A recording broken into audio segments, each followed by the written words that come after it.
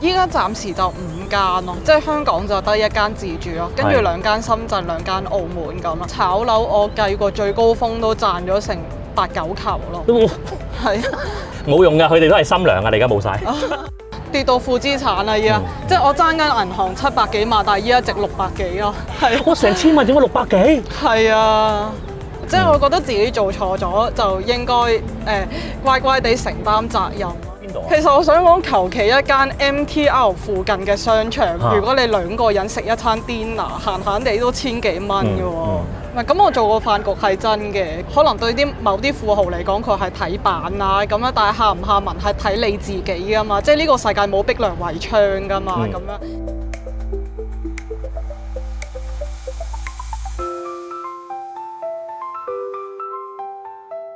你好啊，Charlene， 原來真係唔知幾時開始嘅會。我頭先開鏡頭之前咧，有同你講嘅，呢條片唔係俾你平反嘅，我只會根據我嘅事實、我嘅觀察去同你傾偈嘅啫，好冇？嗱，點解今日會請你上嚟咧？就係好明顯，就係因為嗰個經緯線嗰單嘢啦。好，我估唔係咁多人睇過嘅。咁我試下 recap 少少，如果我講錯嘅，你糾正我。OK。咁啊，佢就大概內容就係講你畢業之後啦，就儲咗啲錢，大概10年前到啦。咁就開始買樓。咁就好好彩，即10年前都叭叭聲噶嘛。係啊。咁啊賺咗啲錢咁樣啦。咁就開始，咦？原來1年8萬年薪，即係8萬嘅收入唔係問題喎。咁就繼續購入咗唔同嘅物業。而家佢喺香港、深圳同埋澳門一共有5個物業，其中3個係負資產，帳面損失過千萬。咁你就搞到有成5、6間嘅物業，就事過境遷就去到今日啦。就發覺咦，原來都唔係有賺喎，都跌得幾金喎。咁所以經緯線就揾咗你，就睇下你嗰個所謂負資產個情況係點嘅。係咪大概係咁樣個情況？係啊。OK。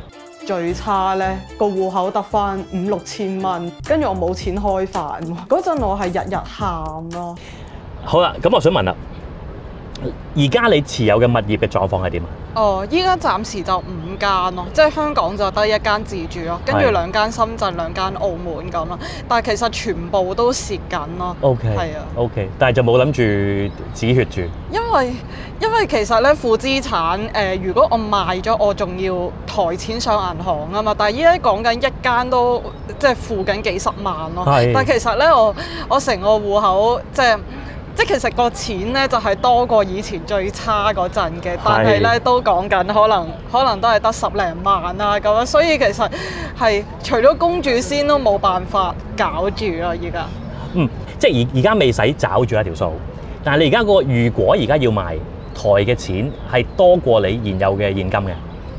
咁當然啦。哇，係咯。好大壓力。係咯，如果唔係嘅話，即係如果我有足夠現金，我一早可能還咗佢先啦咁樣咯。但係即係依家叫做 cover 到啲供款咯，係啊。咁都算係咁啦。托賴啦。但係銀行就冇話 touch wood， 我哋瘋狂 touch wood，即係冇話突然間要你還，喂唔得喎，即刻要還喎，暫時未有。因為我每個月都準時還款㗎嘛，咁樣同埋其實銀行佢逼死我哋呢啲小業主係冇用㗎喎，即係如果我哋擺爛嘅話，其實破產4年之後有一條好漢係咪先？即係同埋我係 freelance 嘅收入，其實佢。係咪先？即係你逼死我，可能1蚊都攞唔到咯。但係你俾我慢慢還咁啊，我每個月還啲，佢即係等佢升翻咯，就係咁。而家好似話有10萬8萬個負資產嘅業主喎，係咪㗎？你知唔知啊？咁我諗19年之前買嘅，如果高成數按揭，應該都係負資產緊咯。我覺得置業一定要嘅，但係就唔好借到盡咯。即係其實我覺得自己最錯就係就係笠咗太大頂帽俾自己咯。大灣區加埋澳門加埋香港都借咗2000萬咯。嗱，我有一樣嘢想調翻轉頭問你啊，點解即係我諗經緯線揾你 ，Now 揾你，佢哋都覺得我哋好慘或者點？點解你會肯上鏡面對呢件事嘅？哦，咁佢哋話好難揾到人上鏡啊嘛，即係嗰個記者佢本身都識好多明星，但係啲明星覺得即係負資產好瘀啊，唔想俾人知咁啊，跟住佢叫我揾多個人一齊上鏡咁啦，因為一集要半個鐘啊嘛，跟住我揾啲女仔俾佢咧，即係又係高位買咗樓嗰啲啦，即係因為各種原因放晒飛機咯，變咗得我出鏡，係啊，唔係同埋而家剩翻嗰個個都問 IG 嗰個 Ada 咯。係啊，係啊，係啊。咁但係你就覺得唔係一件好羞恥嘅事，點解要羞恥係嘛？唔係咁，我覺得做錯咪認咯，咁可以點啫？咁你而家嗰個壓力點啊？即係有冇覺得你 OK？不如咁講啦，你睇緊未來3-5年，你自己係點樣睇？我覺得其實嚟緊揾錢都難咯，所以。冇啊，都係捱住先咁啊！即係我覺得其實夠供款、夠生活、夠養屋企已經夠咯。即係你話冇得 expect 好似即係21年嗰陣魚翅撈飯呢啲日子咯。嗱，有一條問題我就必須要問嘅。我都聽到好多網友講嘅，即係條數計唔啱啊！嗱，你而家有積蓄啦，唔多啦，我知道嚇。即係我諗，我會形容為貼地啲啦嚇。咁但係同時間你又供緊5層樓，可能係幾萬蚊至到10萬蚊嘅數，但係你而家又未揾到咁嘅收入噶嘛？咁條數係點樣嚟咧？唔係好明。其實有啲樓咧就放緊租啦，咁跟住係喎。跟住其實屋企人都有幫下手咯，咁樣咁另外嗰啲就靠我即係自己做網上 business 揾翻嚟去供咯。咁你都 OK 喎，即係你自己做 business 都揾到下。因為我都 run 咗差唔多1年啦，同埋我主要做回頭客咯，咁樣即係我啲客唔係特別多嘅，但係佢哋幫襯過一次，發現我啲女仔真係質素高喎，咁佢咪會想約多幾個。唔好 sell 住，一陣間俾你 sell。我哋有俾你 sell 嘅環節嘅。好啦，跟住就要講嘅就係嗰個食飯錢嘅問題啦。我之前食開一餐就2-3千嘅，但係依家咧即係可能800至1000蚊咁樣咯，或者甚至喺屋企食咁咯。我就咁聽咧，我唔信嘅，即係我覺得係有誤會嘅。Charlene 可唔可以講多啲食飯錢個問題？唔係咁，我真係出街食飯都食過千一餐以上嘅，但係我邊度食啊？其實食咩可以開名啊？我呢度食邊度啊？其實我想講求其一間 MTR 附近嘅商場，如果你2個人食一餐 dinner，閒閒地都千幾蚊嘅喎。可能食啲 lunch omakase 嗰啲咯，即係一位500-600咁，2個都千幾啦。係啊，因為中環最靚嗰啲，即係講緊食個 omakase 都2000蚊一位，咁我暫時又未捨得使呢啲錢住咯。OK，嗱我分2個層面講，第一個層面就係你話你食3-5千蚊嗰度可能誇咗啲啦，我估係啦。但係調翻轉，其實你當其時買咗嗰啲樓，你揸住咗啲錢，咁喺邊度嚟啊？你嗰啲咁揮霍嘅生活，嗰啲錢喺邊度嚟？嗱，第一啦，我依家多數都係 work from home 啦，咁我阿媽又會煮飯啦，咁所以其實我係連食淡仔嗰啲錢都唔使出嘅。咁我可能即係喺屋企匿埋幾日儲下錢先，咁咪有錢出去食一餐好啲嘅咯。同埋我食飯又唔止係自己食嘅，即係我通常都會請埋阿媽食咁樣。咁2個人加埋1000-2000，好普通啦。咁有時食3000咁樣，可能係拉埋我其他屋企食完一齊食，加埋條數咯。係咁清楚好多，大佬。即係點解諗極都唔明？所以我話當中有誤會咯。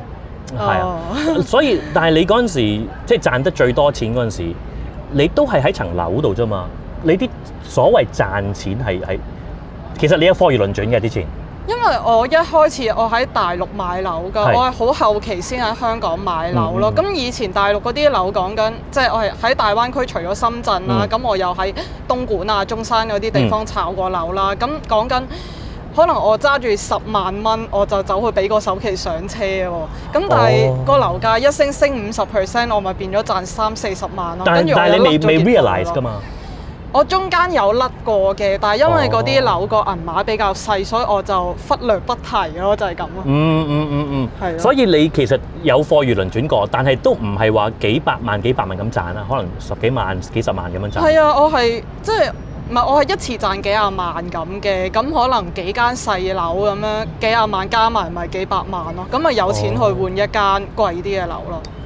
哦，所以你係我睇下，我唔識呢啲嘢，即係所以 Charlene 你係類似有個槓桿效應啦，買咗賺咗少少錢，就又借8成9成，又買過一間大啲嘅，賺咗又借8成9成。又攞晒去買間大啲嘅，係咪咁樣？係啊，同埋嗰陣我唔止用自己名啊嘛，即係我又用埋親朋戚友嗰啲名咁樣，係咯，所以咪滾到咁多錢咯。哦，去到邊一刻突然間發現唔對路啦？點解好似唔升啦？啊，其實係22年嗰陣咧，有人同我講咧，就話你好快啲出貨啦，個樓市就冧啊！嗰陣我唔信嘅，因為有高人指點嘅。因為咧嗰個人都疏疏地㗎咁樣，咁我就以為佢喺度講緊廢話冇聽啦。咁嗰陣我都不以為意嘅，係23年嗰陣發現，即係自己收入大減啦，跟住樓價又開始冧，先發現已經為時已晚咯。咁樣係啊。即係嗰下已經冇即時叫買啦。因為佢個樓價係一冧咗2-3成啊嘛，同埋自己收入低咗好多啊嘛，先至發現，咦原來嗰條傻佬講嘅嘢係真嘅喎。係啊，但係已經係唔知點啊，即係反應過嚟嗰陣已經係24年頭最差嗰陣咯。係，我又唔係為你平反啦，所以因為大家疑惑，你啲錢點嚟嘛？好啦，而家我哋發現知道啦，原來你真係純粹炒樓炒翻嚟，冇其他。即係當然你有自己 business 啦。我都即係曾經有揾過下錢㗎嘛，即係幾樣加埋咯，係啊。但係就冇炒樓咁多，我可唔可以咁講？炒樓多啲，因為炒樓我計過最高峰都賺咗成8-9球咯。係啊。冇用㗎，佢哋都係心涼㗎，你而家冇晒。係啊。好仇富㗎嘛，你知啦。咁又冇晒咯喎，而家就咁而家點啊？諗住輸特㗎啦，依家輸特，咁依家唯有努力工作還債咯。即係如果有時好彩嗰個月揾多啲，咁咪攞去提早還款先咯。咁我諗真係要等到升咗先有得搞啦。即係我冇理由負資產咁樣放住先㗎嘛。即係負資產我放咗，我還唔到嗰突出嚟嗰嚿錢，我咪一樣破產咯。係啊。但係你心態幾好喎，即係喂。講衰啲，我知你唔會講衰啲。其實以前上一浪跌，即係沙士啊嗰啲咧，真係跳樓噶嘛。你心態好好喎。咁沙士嗰陣跌多啲嘅。又係。係咯，唔係咁，我覺得自己又衰貪心嘅咁，因為我有信因果嗰啲咧，即係我見過有啲人真係為咗躲避呢個債務即係去破產啊，搞各樣嘢啦，走佬咯或者係啊，但係其實對自己人生往後唔好喎。即係我覺得自己做錯咗就應該乖乖地承擔責任咯。即係我相信個天會幫自己咯。OK， 即係你唔使回應啦。以我估計啦，你有5層樓，2間大陸，2間邊度啊？澳門啊？係啊。2間澳門，1間自住，自住嗰就800幾萬啦，有冇記錯？買嗰陣差唔多成1000萬，成1000萬，差唔多啦。而4年前佢就俾咗2成首期喺新界西買咗呢一個自住單位。不過之後發覺香港嗰1層樓自己摸咗頂入市。咁借咗幾多成啊？借咗8成。借咗8成。咦？咁 OK 喎，即係有冇跌突啊？8成都有啦已經。哇！跌到負資產啦依家，即係我爭緊銀行700幾萬，但係依家值600幾咯。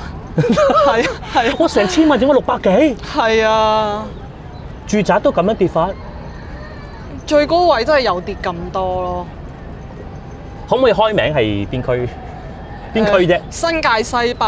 新界哇！哇！我明啦，我知啦，即係你都係最高位，跟住懶係豪宅嗰啲啦。佢 sell 係嗰啲咯，最金嗰啲咯。係啊。即係我都仇富嘅，但係我見到你咁慘，我都有啲覺得陰公。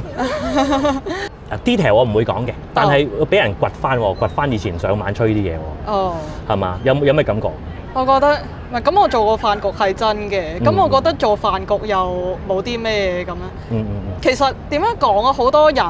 好多人俾錢去飯局都係咁啦。咁我以前收住錢去飯局，我覺得冇問題啊，都係食飯啫嘛。最多人嗰個迷思或者我叫誤會啦，直接就係飯局係一定有下文噶嘛。佢哋好多呢啲咁嘅迷思噶嘛。可唔可以 once and for all 一次過同佢哋講？喂，真係食飯㗎咋係嘛？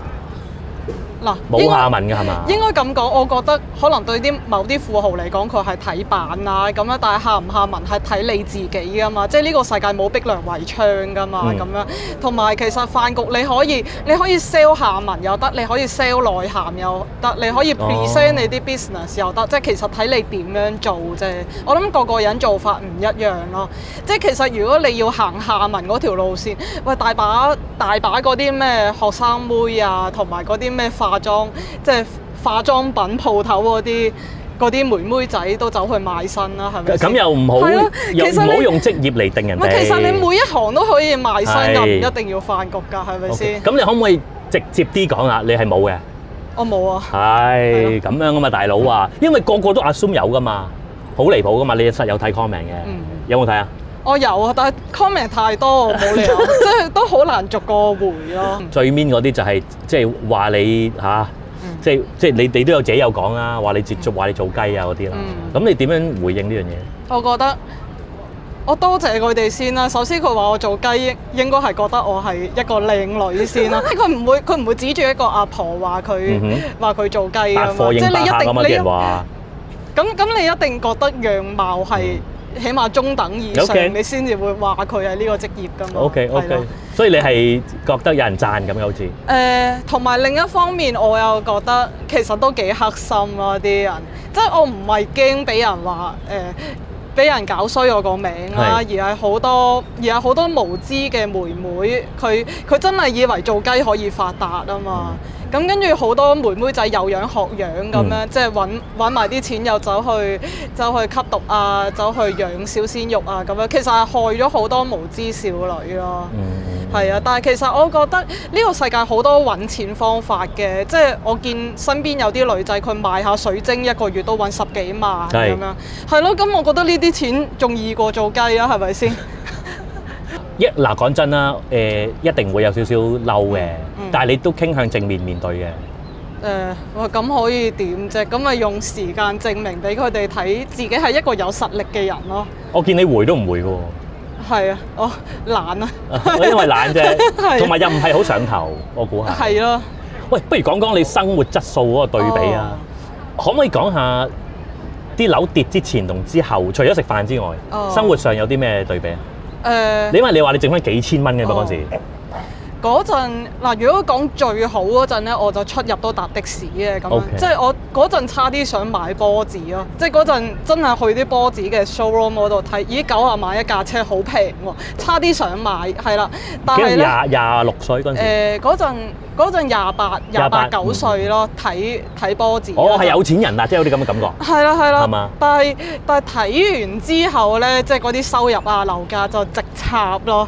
係啊，咁去到最差嗰陣，真係冇錢開飯嘅。但係我覺得自己又好彩咯，因為嗰陣我做護士啊嘛，做私家看護，咁啊遇到個主人家好好啦，包我3餐喎，即係其實仲要唔差喎，一餐醫院食啦，即係嗰啲私家醫院飯，一餐都成2嚿水咁樣，即係佢連續包咗我20日咯。OK， 係啊，所以頂住嗰期。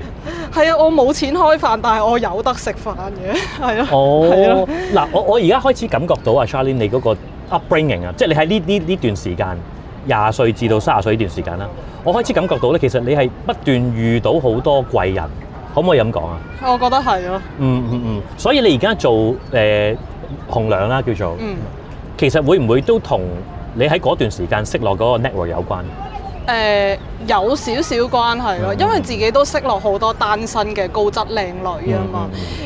其實我覺得主要係經驗咯，係啊，即係你話啲客路都係我做咗網上之後喺網上即係吸引翻嚟咯，係啊。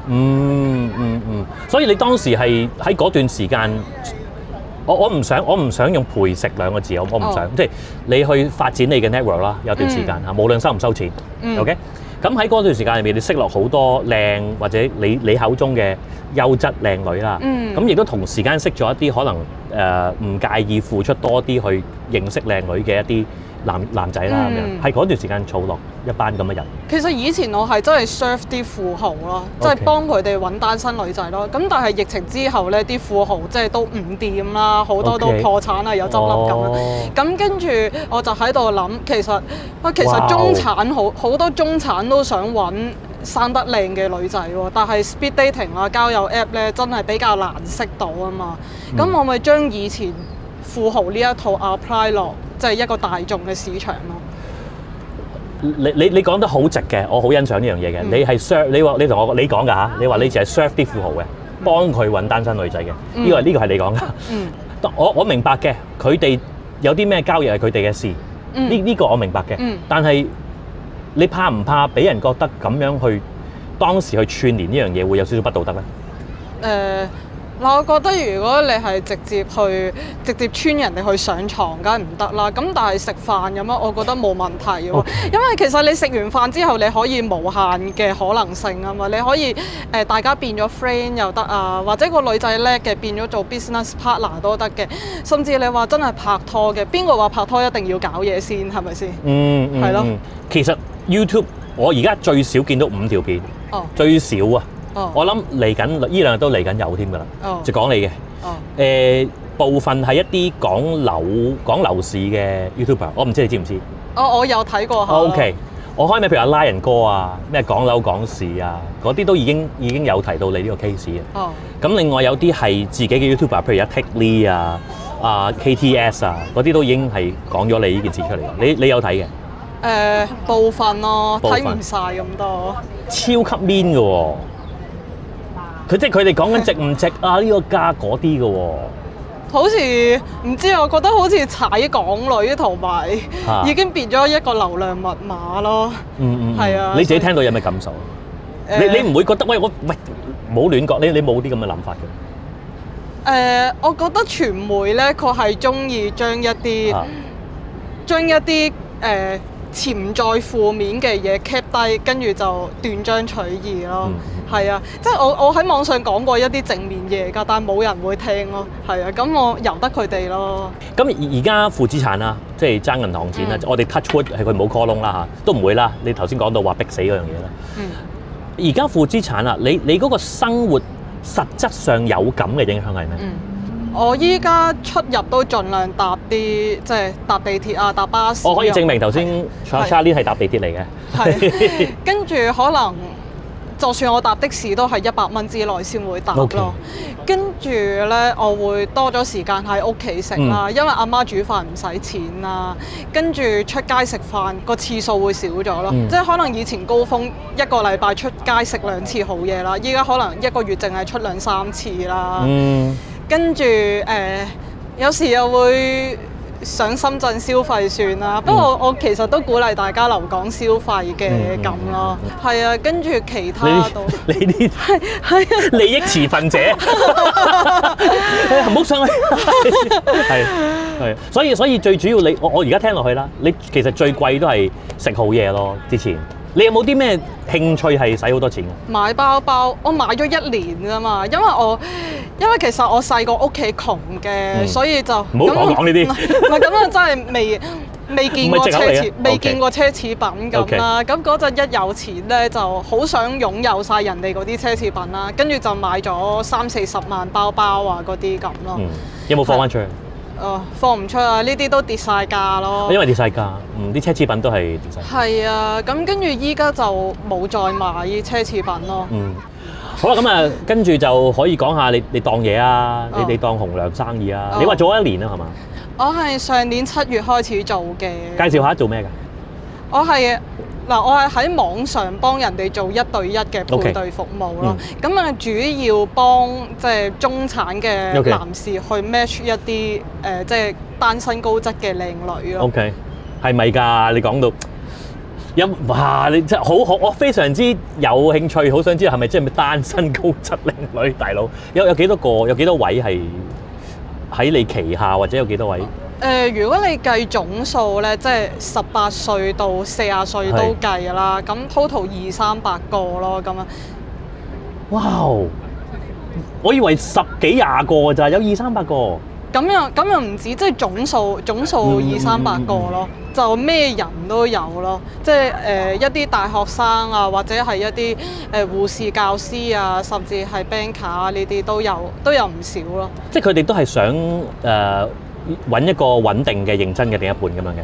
係啊，因為其實你喺現實生活係好難，即係尤其係靚女啦，唔係咁容易 match 到一個門當戶對嘅對象咯。Okay. 即係男人你可能收入越高就越容易揾對象，但係其實女人收入越高係越難揾對象咯。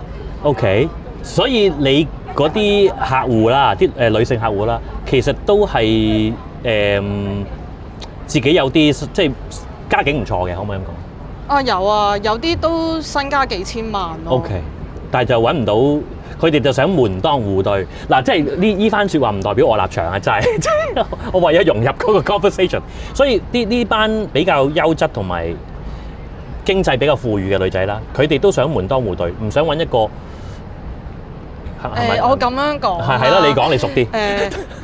如果一個女仔月入8萬蚊嘅，佢可以接受到一個月入5-6萬以上嘅男士啦，但係佢唔會想揾一個月入得2萬嘅男士咯。OK， 係啦，但係男士佢月入10萬，佢唔介意女仔收入㗎嘛。即係你靚就得㗎啦，係咯。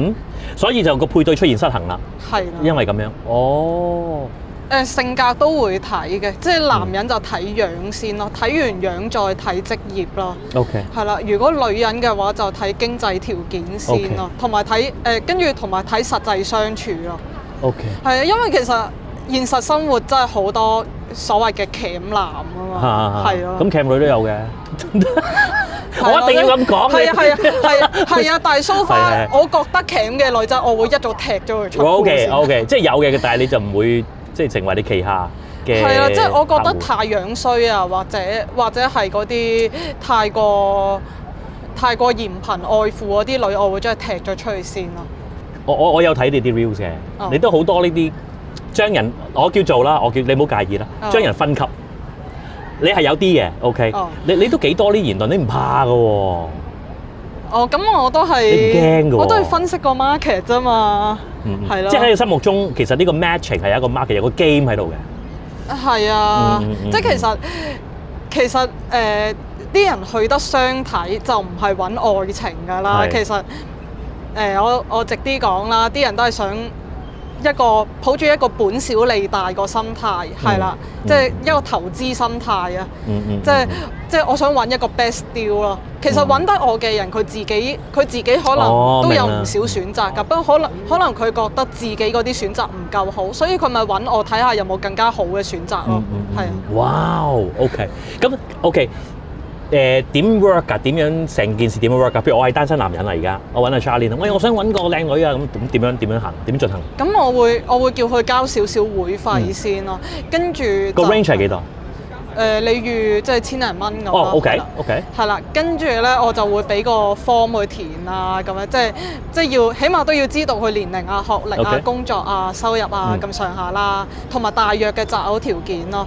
跟住我就會揾一啲盡量 match 到佢實際條件啦，同埋佢個理想條件嗰啲對象俾佢揀咯。OK。係啊，咁如果成功約到，即係成功夾到日子約出嚟，我就會收一個介紹費咯。其實出面嗰啲婚姻介紹所都係咁 run 咯，但係因為我唔使交租啦，同埋請人啦，所以我諗我做到嘅質素咧，同埋個價錢應該會低過出面婚姻介紹所少少咯。當佢哋可能一個男仔睇中2-3個，咁你又成功幫佢哋 match 到一個 first date，你收咗介紹費，你嘅工作就完畢㗎啦。咁你見完之後，如果啲客人想，我都會問一問個 feedback 嘅咁樣咯。係啊，但係你話之後再發展咧，就要睇男女雙方自己咯咁樣。因為始終咧，我係一個包生仔咩？係啊係啦，唔會包生仔。我知，但係你收咗嗰個介紹費，佢哋 first date 之後就冇持續繼續其他收費㗎啦。冇㗎啦，即係除非佢約一個新嘅對象咯。OK， 咁所以我頭先講，譬如我有錢，咁我約咗3個，咁你就收3筆介紹費咁樣。係啊，按人頭計咯。OK， 唔好介意，我有少少 challenge。我都聽過出邊有類似嘅營運模式啦。好多都係其實根本就係來去多幾個女仔，就呃介紹費。你會唔會咁樣嘅 Charlene？咁首先我要確保啲女仔一定要 available 先咯，即係唔可以揾一啲約親都唔出，結咗婚係啦，拍拖結婚緊嗰啲人出嚟做媒咯。咁你都係盡做嘅啫，佢可以呃你噶嘛？其實單身就 OK， 你約到出嚟就有機會。即係我意思唔係話約出嚟就一定我中意你㗎啦，未見過你點會中意你啫？係咪先？咁佢肯約出嚟，即係佢肯俾機會你咯。咁之後就要靠你個人實力努力去追到呢個對象咯。喂，係咯，你配對咗幾多個啊？你講成功嘅。成功嘅。我諗成功都有過百個 case 咯，但係啲係咪㗎？好吹喎喂！但係因為其實我都做咗好多年咁樣。嗱，咁當然佢哋之後分咗手嗰啲唔計啦，咁樣係啦。即係我由成功拍拖嗰一刻開始計啦，咁樣係啦。但係因為啲人咧都係即係收入比較高啊，咁樣其實好多男仔係唔想俾人知道佢揾緊對象咯。係啊，所以其實佢哋係唔俾我講咯。OK， 即係大概就100對咁樣啦。又係不代表本台立場啊！即係我自己就唔係好信嘅，但係阿 Charlene 就咁樣講，我哋就咁樣聽係啦。OK， 同埋如果真係呃人嘅，都有人出嚟唱啦，係咪？即係而家我睇東張都好多啊嘛，話屌收咗介紹費，跟住約親都唔出嚟啊，跟住出咗嚟咧15分鐘傾完就話唔啱走咗啊嗰啲咧。嗱，我會講明先嘅，即係我收得介紹費，我就包一定出到嚟。唔出，即係如果個女仔放飛機咧，我會一係退翻錢俾佢啦，一係轉對象啦，即係總之一定唔會食咗佢個介紹費就走咁樣咯。通常我睇啱至到約到出嚟幾耐啊？其實都快嘅話1-2日咯，慢嘅話咪10零日咯。咁其實都係睇下大家幾時得閒咁咯，同埋呢個女仔唔得，我有其他 option 俾佢啊嘛，即係總之一定 match 到日期先至收錢咯，就係咁。OK， 好咁啊，總結下啦，即係大家都聽到 Charlene 嘅 story 啦，唔好淨係聽經緯線或者聽其他 YouTuber 嘅講法啦。咁我亦都既然我冇洗白嘅，我即係第3次講啦。有嗰句講嗰句啫，佢講嘅嘢信唔信你自己決定，係啦。同埋尤其是最多人講嗰3000幾蚊，其實係幾條友食嘅，係啊。OK， 同埋係一個禮拜可能一次半次嘅啫。800至1000蚊咧，食靚嘢都係2個人食嘅，同埋已經少咗好多噶啦。係。咁呢個我信嘅，呢個我 personally 我都信嘅。睇下有冇機會，如果過2萬秒請你食飯。哦，好多謝。係嘛？幫下你啲，佢而家係窮撚嚟㗎啦，即係我係有錢過佢啊，佢有幾層樓。我都有錢過佢啊，幾好！你哋睇緊嗰啲好多都有錢過佢啊，啲負資產爭成幾百萬。好多謝你，thank you，拜拜，拜拜，好多謝 ，thank you。